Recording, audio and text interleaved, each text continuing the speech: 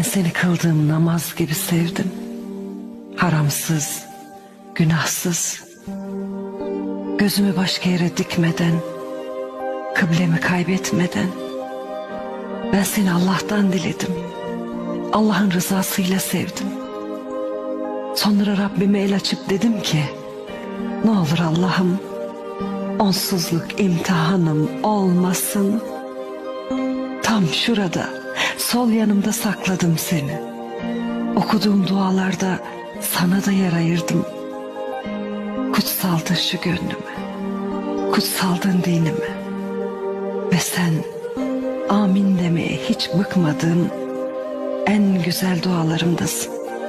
Korkma, nerede, kiminle olursan ol, avuç içlerime sakladım seni.